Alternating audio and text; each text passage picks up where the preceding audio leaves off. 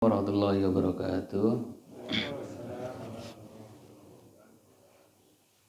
Alhamdulillah nasta'in wa nastaghfiruh wa na'udzu billahi min shururi anfusina wa min sayyiati a'malina may yahdihillahu fala mudhillalah wa may yudlilhu fala hadiyalah. Allahumma shalli ala sayyidina Muhammad wa ala alihi wa ashabihi wa man tabi'ahum bi ihsanin ila yaumiddin. Rabbi shrah li sadri wa yassir li amri wa hlul 'uqdatam min lisani yafqahu qawli.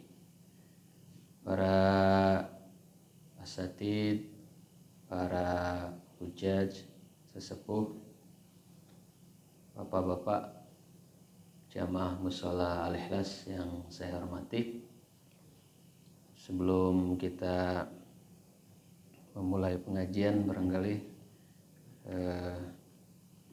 kita bacakan surat Al-Fatihah untuk kita semua, untuk keterjagaan dan keterpeliharaan pikiran, perasaan, emosi dan lingkungan kita. Mudah-mudahan menjadi lebih produktif, menjadi lebih berkah bagi kita semua. Untuk itu mari kita baca surat Al-Fatihah ala diniyah wa bana sholihah wa hadratin Nabil Mustafa Al-Fatihah. A'udzubillahi minasyaitonir rajim. Bismillahirrahmanirrahim. Alhamdulillahirabbil alamin arrahmanir rahim maliki yaumiddin iyyaka na'budu wa iyyaka nasta'in ihdinas siratal mustaqim siratal ladzina an'amta 'alaihim ghairil maghdubi 'alaihim waladdallin. Amin. Tadi malam nonton bola ya. Indonesia kalah 1-0, tapi permainannya udah lebih baik dibanding sebelumnya.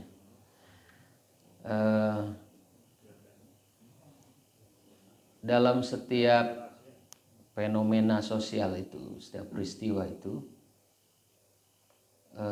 selalu kata para ilmuwan itu dipengaruhi oleh potensi alam bawah sadar, gitu ya. Saya tertarik ketika membaca bahwa kenapa kadang-kadang anak remaja tertentu itu suka dengan yang disebut dengan bad boy, gitu ya. Ada anak perempuan suka dengan bad boy, anak-anak yang dalam tanda kutip akhlaknya kurang bagus, gitu ya, nakal, liar, gitu. Terus, dan kenapa orang tertentu cocok secara psikologis, itu chemistry-nya nyambung dengan orang tertentu. Tapi kembali tadi, ada sebuah penelitian kalau seorang anak dibesarkan dalam lingkungan keluarga yang broken, gitu ya, yang kurang harmonis, itu nanti ketika dia memilih jodoh itu terpengaruhi oleh alam bawah sadar. Kata Sigmund Freud itu ahli psikoanalisa, karena tersimpan dalam alam bawah sadar si anak yang dilahirkan dalam keluarga yang kurang harmonis itu, atau yang kurang sesuai dengan tatanan norma, itu karena tertanam di dalam batinnya itu, di dalam alam bawah sadarnya, bahwa dia merasa nyaman dengan orang yang punya alam bawah sadar yang sama. Jadi kalau anak lahir dari lingkungan yang broken, gitu, nanti dia akan mencari pasangan yang punya alam bawah sadar yang sama. Itu disebutnya friendly, lebih nyambung. Jadi aura pancaran orang yang punya latar belakang yang sama itu terasa dia lebih nyambung. Bahkan yang lebih repot itu dia seakan merasa nyaman, padahal itu kenyamanan yang semu.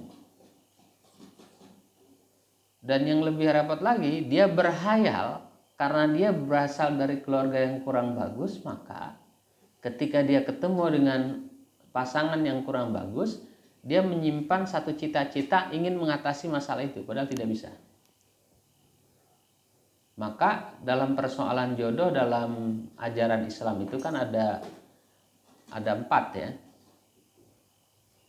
Li jamaliha gitu ya. Lima liha harta, karena hartanya yang bagus. Kenapa harta? Ini bukan soal materialis. Sebab tanpa harta itu, tanpa dukungan sokongan daya itu, kemampuan itu, kecenderungan orang nanti kufur dalam agama kita ya. Kadal fakru ayakuna kufran. Orang yang tidak punya materi itu punya kecenderungan jalan tol untuk menjadi kufur. Maka dalam agama kita, walihsyalladina law taraku min khalfihim dzurriyyatan di'afan khaufu alaihim, hendaknya ya kita itu atau siapapun oleh Allah Subhanahu wa taala dipesankan jangan pernah meninggalkan generasi muda yang lemah. Di'afan, lemah secara apa? Lemah secara ekonomi tentu, lemah secara intelektual, lemah secara keimanan dan seterusnya. Maka dalam agama kita 5 liha, malnya harus bagus, hartanya harus bagus.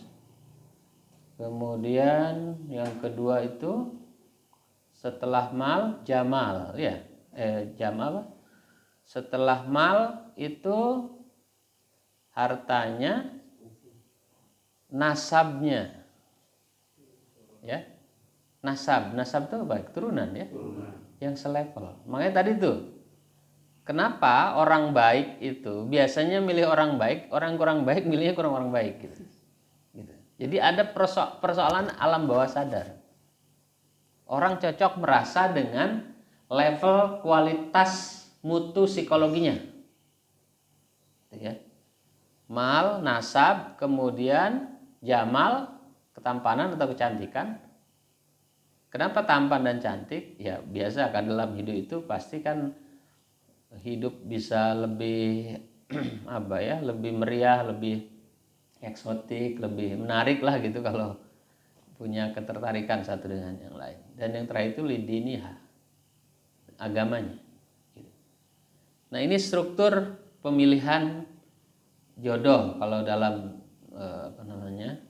Islam. Kalau dalam Jawa itu bibit, bebet, bobot gitu ya. Bibitnya harus bagus. Bebetnya itu kualitas ekonomi ya. Bebetnya harus bagus. Bobotnya kualitas kepribadiannya. Bibit, bebet, bobot. Bibit tuh nasab sama ya dalam agama ya. Turunan. Bebet tuh apa? Bubut. Itu baut. Aduh, rusak nih jadi ini. Alam bawah sadar bengkel jadinya nih. Iya, komunitas Panom. Bibit, bebet, kalau nggak salah baca tuh bebet tuh terkaitan dengan kesejahteraan, gitu ya. Bobot tuh kualitas, ya. Bibit, bebet, bobot. Ini tradisi Jawa ya. Kalau di Sunda apa Pak Haji? Di Sunda nggak? Ini Jawa. Nah, hubungan dengan itu, hal yang sangat mendasar di dalam hidup itu sampai seusia saya segini ya. Dan kalau kita merenung itu gini, nggak tahu ya. Kalau kita merenung itu, kayaknya persoalan jejak hidup kita sejak remaja sampai sekarang itu hampir sama. Kalau saya merasakan begitu, tantangannya, pikirannya, lingkungannya, masalahnya hampir sama. Gitu. Kalau dulu saya sekolah di pesantren, kemudian di mana-mana nggak lulus, di UI nggak lulus, di IPB nggak lulus, lulusnya UIN, sampai satu gen, ya. Kemudian ngajar di Madaniyah, masih satu gen Islam gitu ya. Kemudian pindah ke Lazuardi, Islam juga masih gitu. Kemudian jadi pengurus DKM. Masih satu ini ya. Satu tantangan, satu milieu gitu ya. Satu rumpun. satu baut. Nah, sukses itu beda dengan bahagia ya. Kalau sukses itu bersifatnya material, kesenangan, pencapaian target ya. Pak Anom tahun ini targetnya misalnya bisa beli Mercy misalnya gitu ya. Dali udah punya ya. Kemudian tercapai, itu sukses. Sukses itu bagian dari instrumen alat untuk mencapai kebahagiaan. Tetapi sukses itu tidak otomatis bahagia. Karena bahagia itu membutuhkan hal lain gitu ya. Maka kita sering dengar sabar. Kita sering dengar sabar. Kadang-kadang kita suka salah. Sabar di lingkungan kita itu dianggap sabar itu tidak melakukan apa-apa. Berkonotasi tidak berdaya gitu ya. Udah sabar aja. Sabar aja itu dianggap sebagai sebuah anjuran untuk stop berikhtiar gitu. Kecenderungannya begitu. Udah sabar aja gitu. Sabar itu padahal sebuah mentalitas tangguh gitu. Sabar tuh bukan pasif, bukan mentalitas kalah, gitu. Tapi mentalitas tangguh. Kesabaran dalam agama kita itu kan ada 3, ya kan? Sabar di dalam menjalankan perintah Allah untuk taat, itu luar biasa itu. Kenapa banyak orang nggak bisa taat? Karena memang ketaatan tuh butuh pengorbanan yang luar biasa, iya kan? Menganjurkan kebaikan ada tantangannya. Dan yang lebih berat lagi kalau melarang kemungkaran. Itu caci maki orang, diomongin, dihujat, ya kan? Dan segala macam. Susah itu. Untuk menjalankan ketaatan tuh. Sholat susah itu. Apalagi tahajud, berat itu.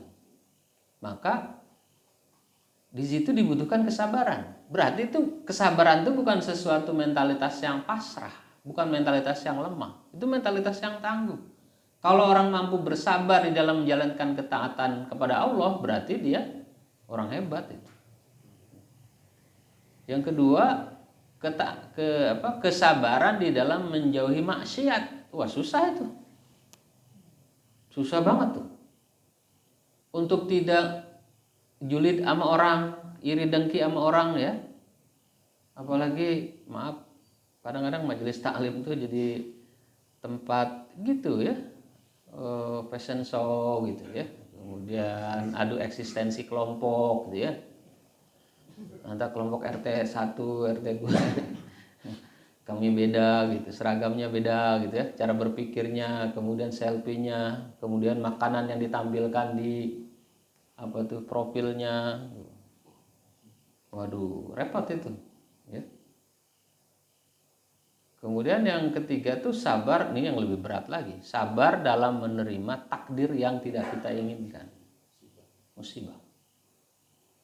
Kang Emil baru kemarin ya, kita seluruh Indonesia nampaknya bersimpati dengan apa yang dialami Kang Emil, Gubernur Jawa Barat, dengan wafatnya anaknya Ariel ya di Swiss. Itu sabar. Nah, kenapa di dalam mahfuzat itu ada disebut man sabaro dzafiro? Mahfuzat ini apa sih? Mahfuzat itu adalah petuah-petuah para ulama ya, petuah-petuah orang alim. Man sabaro dzafiro.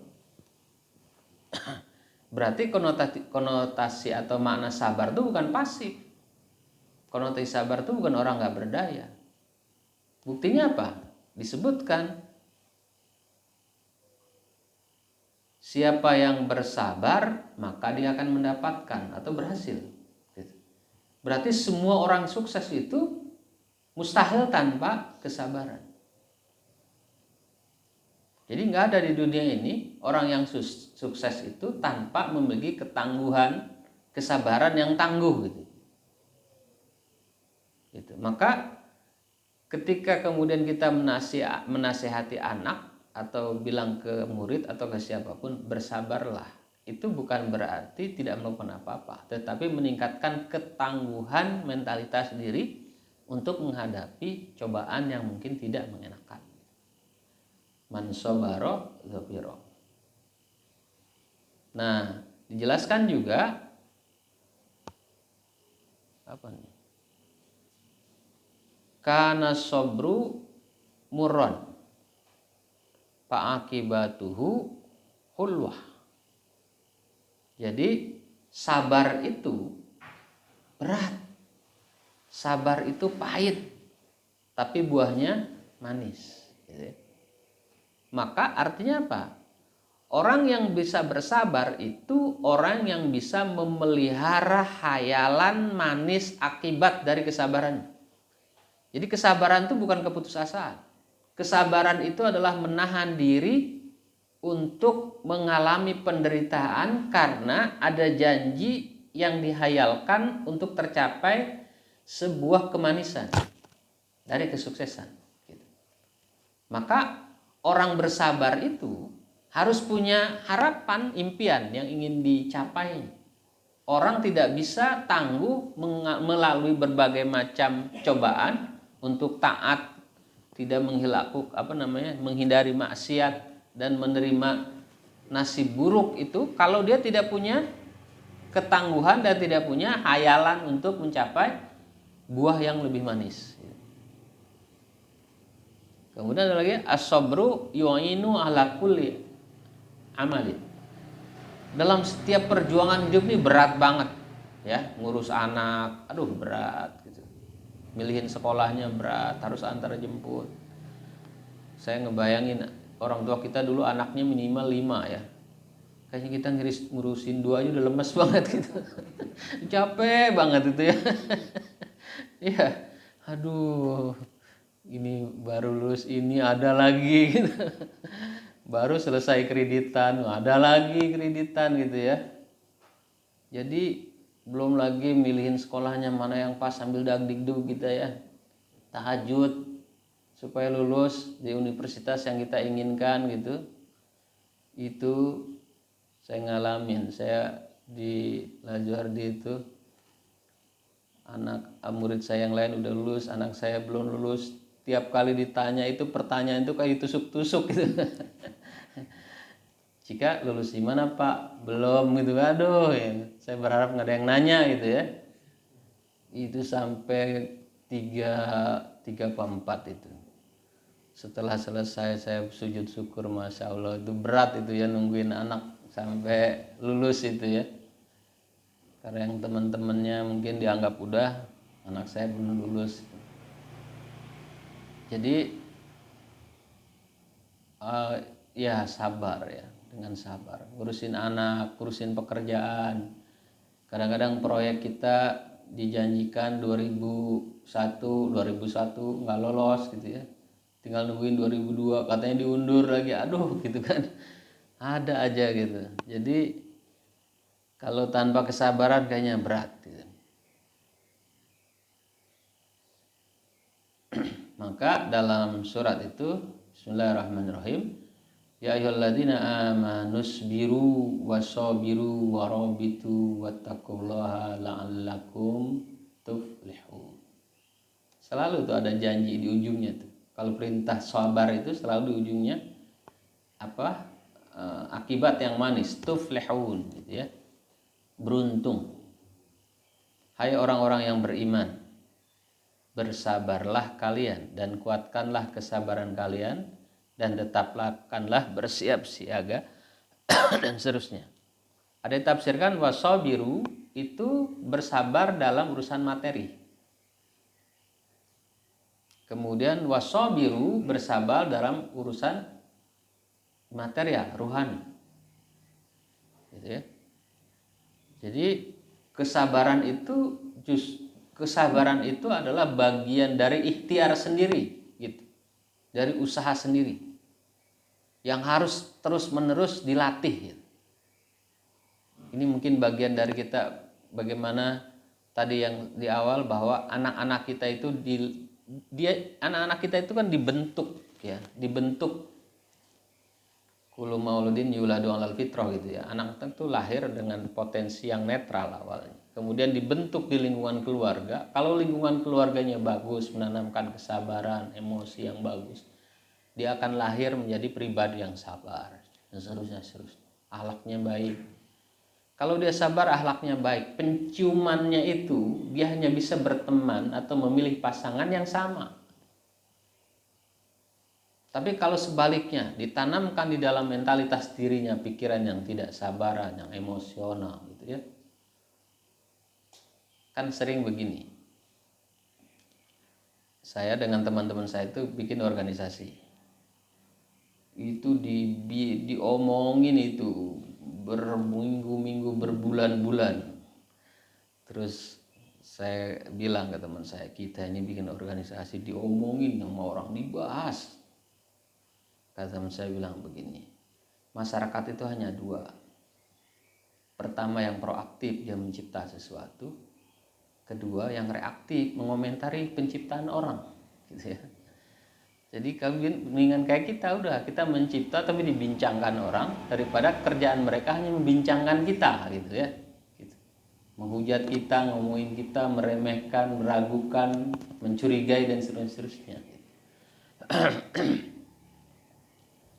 Maka anak-anak itu harus dibentuk di lingkungan keluarga yang punya tatanan nilai yang baik. Salah satunya musola. Musola itu kan lingkungan ya.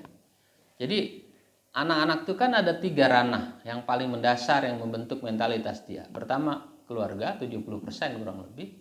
Kedua pendidikan, sekolah. Yang ketiga lingkungan masyarakat. Maka orang yang terbiasa ke musola itu akan bertemannya dengan orang yang memang terbiasa ke musola. Orang yang terbiasa nongkrong gitu ya, bertemannya dengan yang nongkrong. Coba penciuman kimianya ya di situ, dia nyamannya di situ. Segmennya itu. Nah, kembali ke sini. Sabar itu kayaknya sesuatu yang mutlak, nggak bisa kita nggak bisa memilih untuk tidak sabar. Sabar itu sebuah pilihan, bukan pilihan, keharusan, gitu. Karena Allah bilang Bismillahirrahmanirrahim, dan seterusnya saya nggak bacakan Al-Qurannya. Dan sungguh kita ini akan diberikan ya ujian oleh Allah Subhanahu Wa Taala. Berarti kan dari awal harus sudah siap sabar gitu. Akan diuji dengan apa? Ketakutan. Itu bacanya walanabluwannakum, ada huruf lamnya, ada huruf nunnya. Itu ada kepastian itu. Mutlak itu. Iya. Taukid ya. Nun taukid dalam bahasa Arab. Jadi itu udah pasti tuh. Allah bilang begitu. Kita semua ini udah pasti diuji. Oleh apa? Oleh rasa takut. Takut apa? Takut nggak dapat kerjaan, takut ditinggal orang yang kita sayangi, takut diomongin orang, takut macam-macam. Ya. Setiap hari kayaknya kita akan mengalami itu, rasa takut itu. Walju, kekhawatiran akan kelaparan, nggak dapat pekerjaan, nggak dapat rezeki, kehilangan rezeki, kehilangan harta, ya. Wa naqsi minal amwal, harta yang mungkin gaji tadinya 15 juta sekarang cuma 5 juta karena ada krisis, pengurangan jumlah pegawai, pengurangan gaji dan seterusnya. Wal anfusi, kekurangan jiwa, mungkin orang dulu karena kita pimpinan sekarang bukan, ya. Penghormatannya jadi beda gitu ya. Atau dulu teman kita ada 7 sekarang tinggal 3 misalnya, ya. Jadi ada pengurangan rasa psikologis di dalam diri kita itu. Kehormatankah, kenyamanankah? Wa thamarat itu masih bersifat material ya, buah-buahan ya. Wa basyiris sabirin. Cuman kata Allah, kalau bagi orang yang bersabar, bagi orang bersabar, beritakan mereka akan tetap bergembira, gitu ya. Jadi berarti pilihannya dengan semua kita itu tanpa kecuali, mau yang miskin, yang sedang, yang kaya akan dapat itu, ya udah pasti diuji gitu. Cuma nanti buahnya kata Allah, siapapun akan mengalami itu, tetapi orang yang bersabar mah akan bergembira ujungnya nanti, ya. Dia diuji ketakutan, diuji kelaparan, diuji kekurangan harta, diuji kekurangan buah-buahan, diuji kekurangan jiwa. Tetapi semua ujian itu, kalau bagi yang bersabar, dia akan tetap bergembira. Bagaimana itu? Bagaimana supaya tetap bisa bergembira gitu ya? Nanti kita lihat di ujung ininya.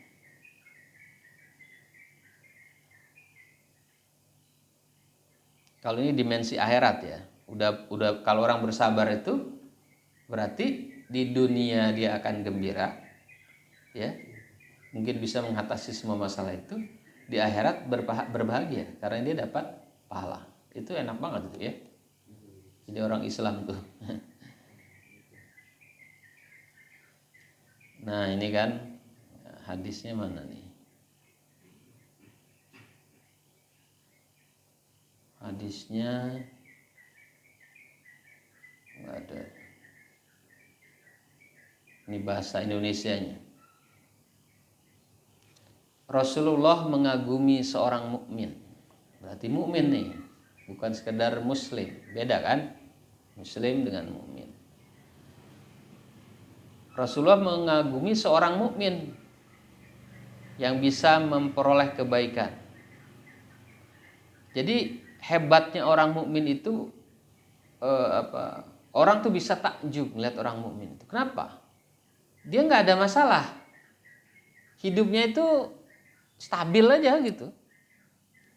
Kalau dapat kebaikan dia bersyukur, ya. Kalau dapat keburukan dia bersabar.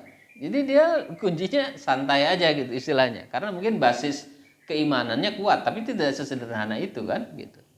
Kita yang sholat setiap waktu kayaknya sih gitu ya, sholat setiap waktu, sholat sunnah juga, tahajud juga gitu. Nggak selalu begitu ya. Kalau soal dapat kebaikan sih kita senang ya. Tapi yang berat tadi itu kan untuk tetap bersabar di saat menerima takdir buruk. Gitu. Target nih proyek dapat nih 3, 1 pun nggak dapat gitu ya. Waduh, gimana ini gitu. Kemudian ini tahun ketiga kerja, kayaknya gaji naik nih. Bukan naik gitu. Yang ada aja berkurang misalnya. Ya. Itu kan berat itu. Ya.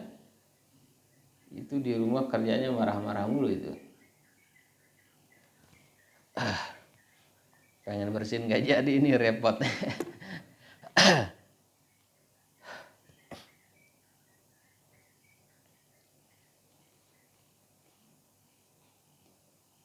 Nah terus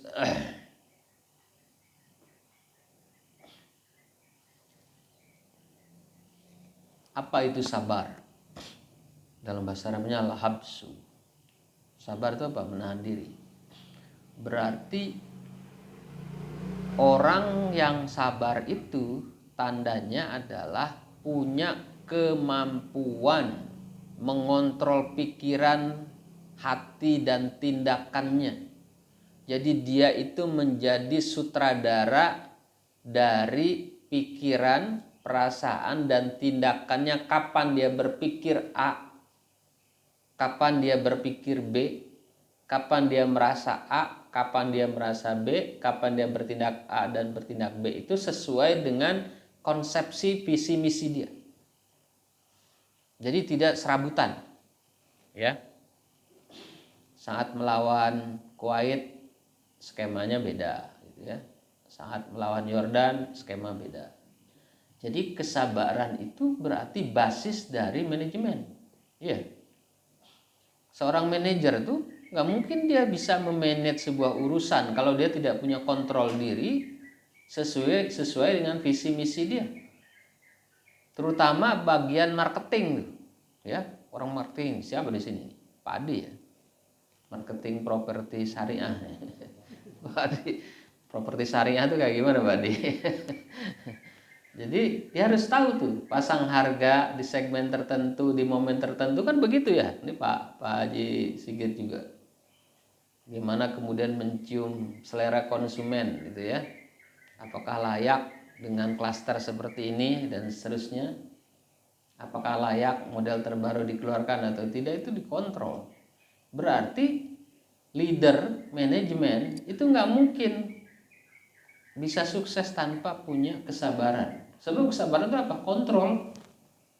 Dia bisa menentukan sesuatu berdasarkan kalkulasi pikiran yang bisa melahirkan kebaikan atau keuntungan. Berarti orang yang punya kontrol diri yang baik itu orang yang bersabar. Dan konsekuensinya, akibatnya ya sukses gitu ya. Nah tadi ini kata menurut Imam Ghazali, sabar dalam ketaatan, menghindari maksiat, takdir. Nah kalau dalam literatur Islam diantaranya, bagaimana kita bersabar itu, orang bersabar itu harus mampu mengontrol lisannya. Mengontrol lisannya. Salah satu keberhasilan Nabi Muhammad SAW itu adalah lisannya yang hebat. Kan kita tahu ketika peristiwa kekalahan Nabi Muhammad memimpin pasukan Islam di perang Uhud, ya, di perang Uhud itu kan sekelompok berkelompok-kelompok orang Islam tuh kabur, meninggalkan arena peperangan.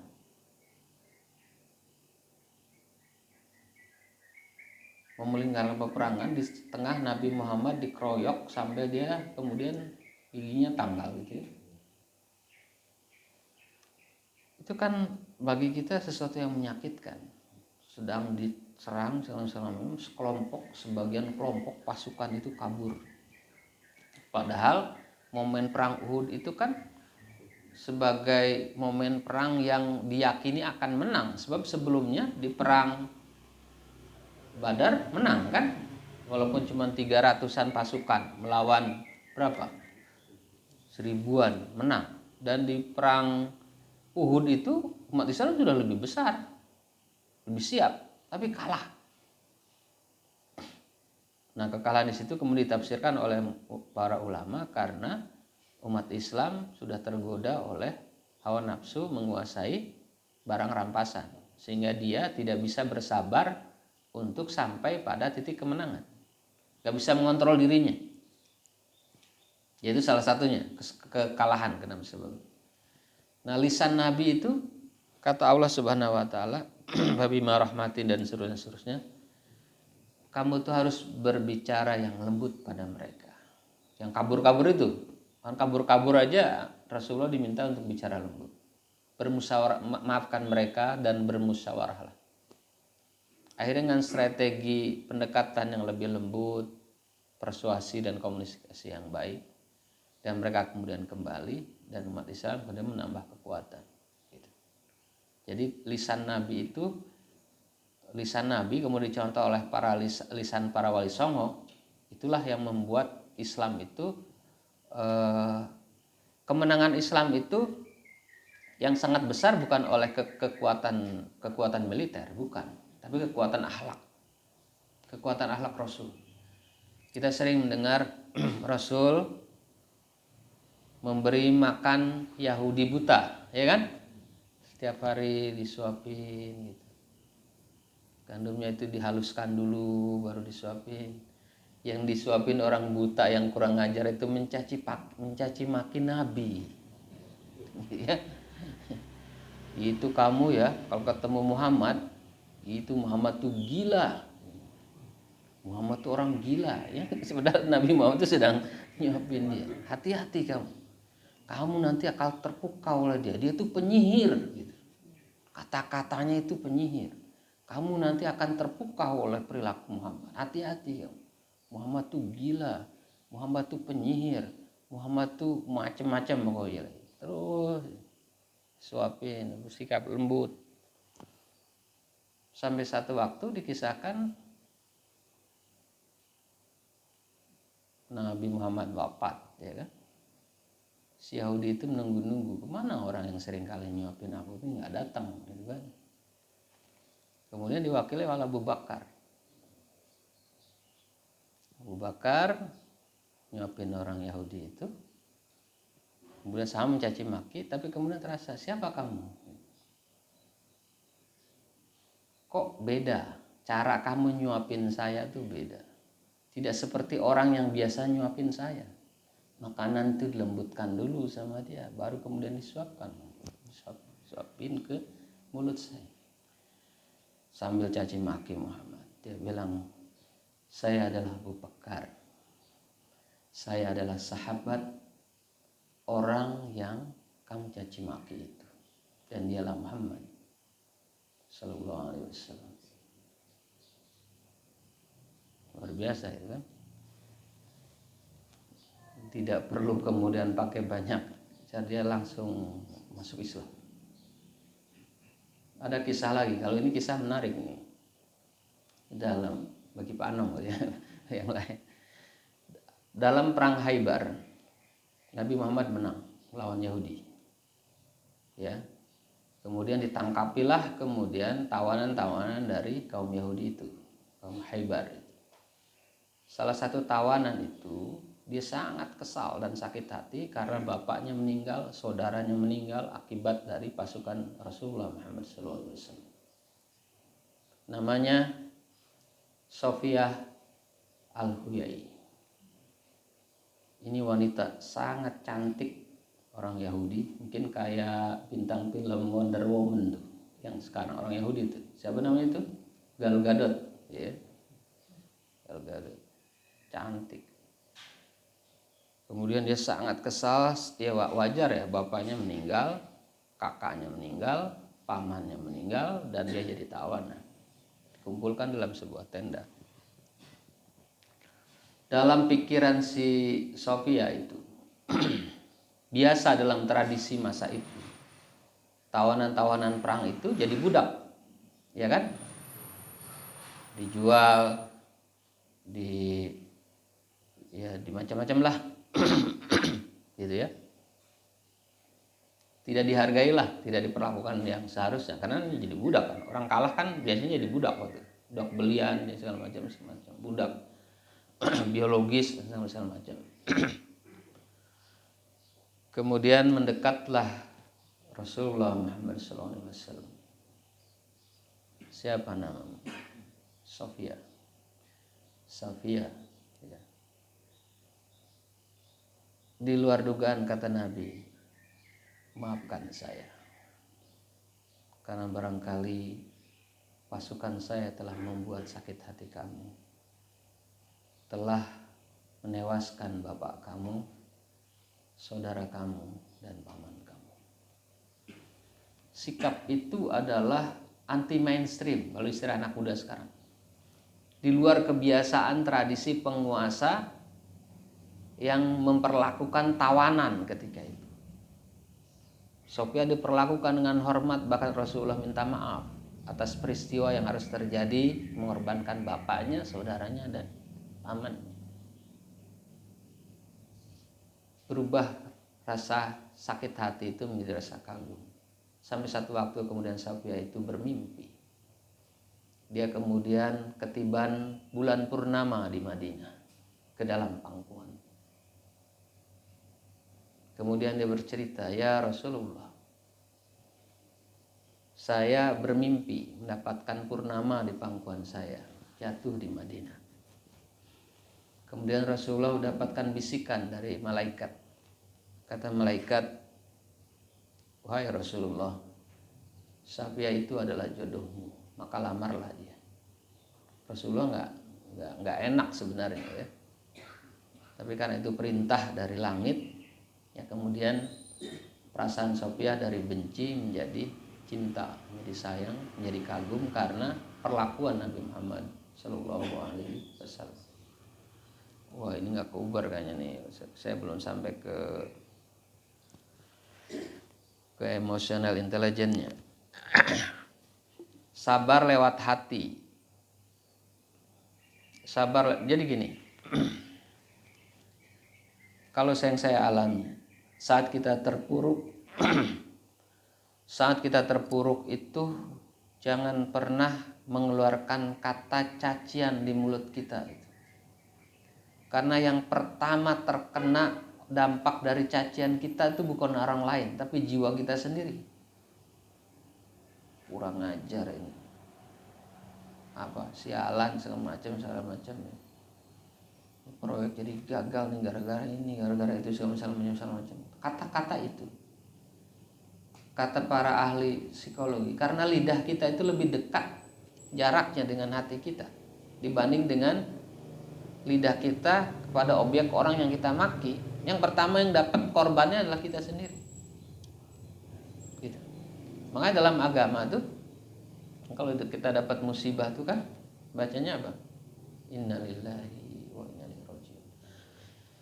Innalillahi wa inna ilaihi rajiun itu adalah sebagai sebuah sikap mentalitas untuk menyerahkan kepada Allah Subhanahu wa taala dari musibah yang kita nggak sanggup, ya Allah. Dan kalau kita sedang menghadapi musibah itu, Allah tuh senang banget kalau kita tuh betul-betul menghamba gitu. Menjadi hamba yang total, yang memang kita tuh lemah, nggak punya apa-apa, udah gitu ya. Kalau kata Pak Haji Agung tuh, Abdul Dzikri fa'lam annahu la ilaha illallah. Kemarin tuh Pak Haji itu cerita bagaimana kemudian beliau kecelakaan itu harus coba menyembuhkan dirinya sendiri dengan perkataan la ilaha illallah. Karena kata-kata, kalimat tauhid, kalimat tasbih dan segala macam itu bagian dari cara kita untuk mengundang keterkabulan harapan kita kepada Allah Subhanahu wa taala, dan Allah senang kan. Nangis gitu ya. Tahajud itu nangis, mohon segala macam dibukakan, dimudahkan. Saya coba itu Pak Agung.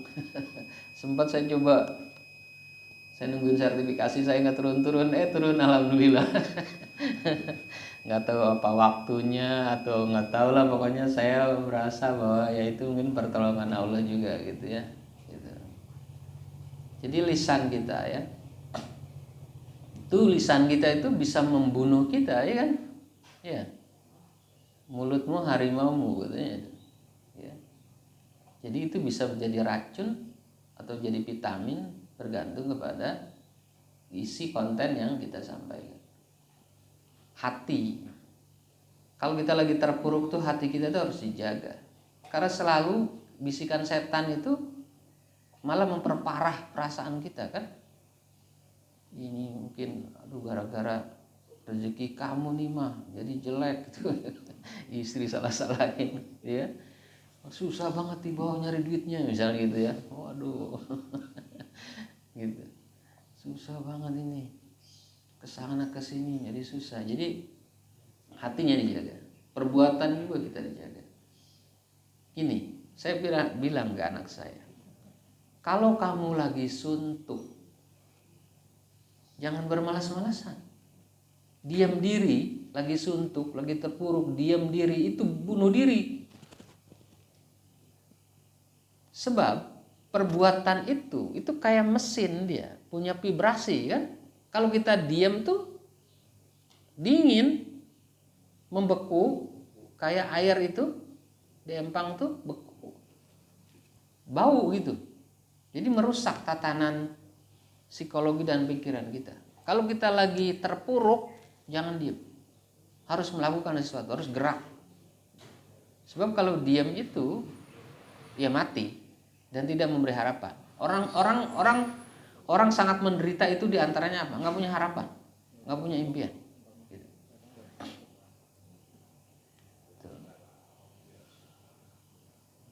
Saya persingkat saja ini, melatih kesabaran. Melatih kesabaran itu kalau dalam buku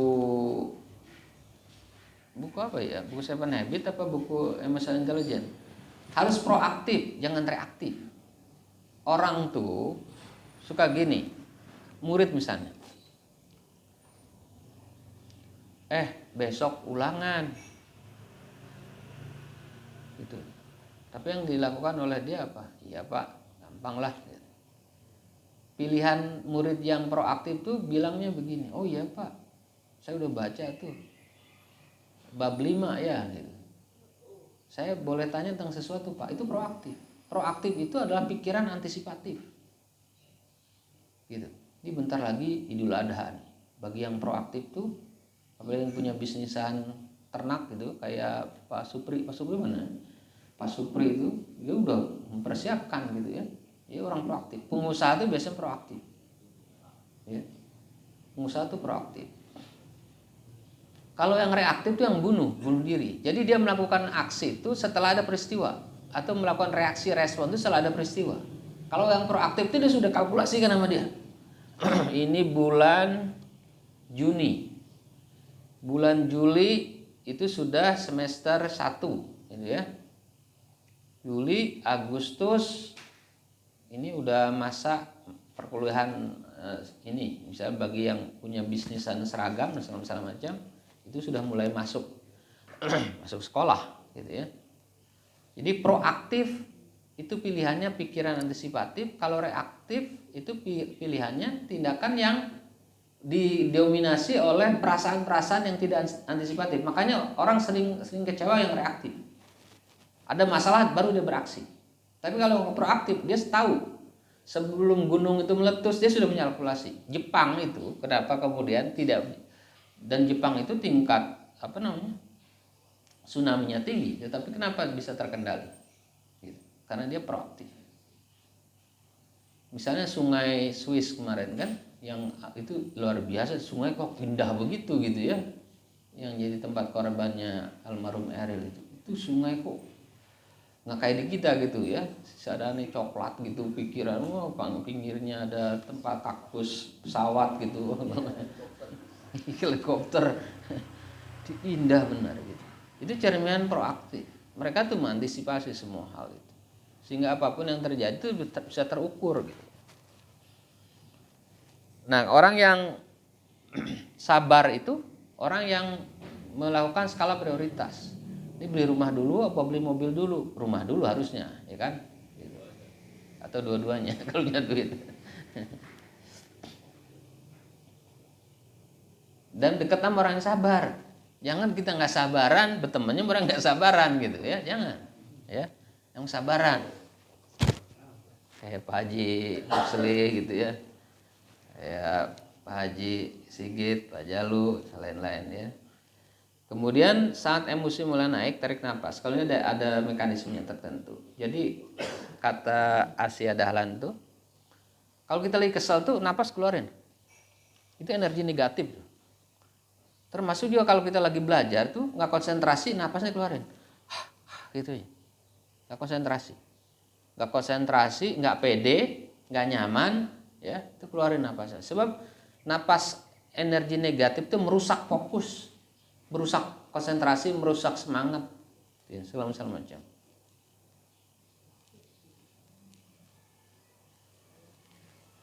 Dan tentu orang sabar itu akan terbantu kalau dia punya sikap yang religius, ya. Nah, kita tahu bahwa sabar itu sebenarnya tidak punya batas, kecuali kalau kita memang membatasi, ya. Jadi harus terus ditingkatkan. Sekira mungkin itu, karena kecerdasan emosinya saya nggak punya ini waktu, habis waktunya. Mungkin nanti ini saya sampaikan di sesi saya berikutnya. Itu saja dari saya. Mohon maaf jika ada salah dan kurang. Dari konsumsinya dari Pak Selamat ya. Selamatnya ada? Ada.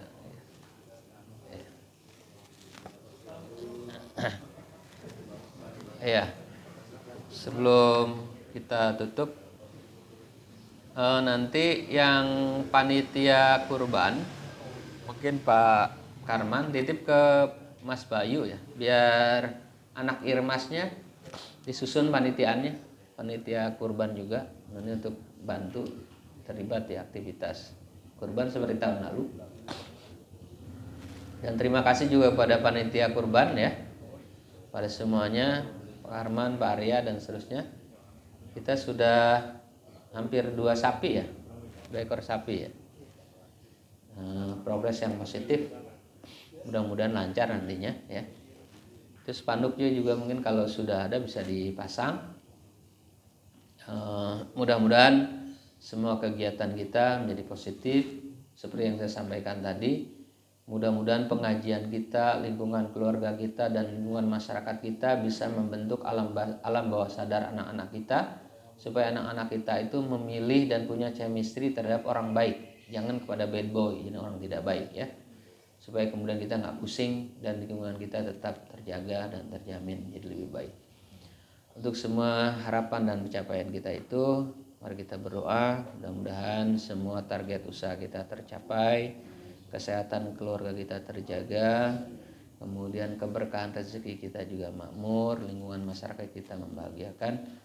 Al-Hadiniyah dan juga khusus kepada keluarga Pak Selamat ya, atas konsumsinya, mudah-mudahan menjadi sedekah setiap butirnya untuk menjadikan pahala dan menambah keberkahan bagi hidup keluarganya dan bagi kita semua. Al-Hadiniyah wa kullinya sholihah ila hadratin Nabil Mustafa Al-Fatihah. A'udzubillahi minasyaitonir rajim. Bismillahirrahmanirrahim. Alhamdulillahirabbil alamin. Arrahmanirrahim. Maliki yaumiddin. Iyyaka na'budu wa iyyaka nasta'in. Ihdinas siratal mustaqim. Siratal ladzina an'amta 'alaihim ghairil maghdubi 'alaihim waladdallin. Amin. Assalamualaikum warahmatullahi wabarakatuh.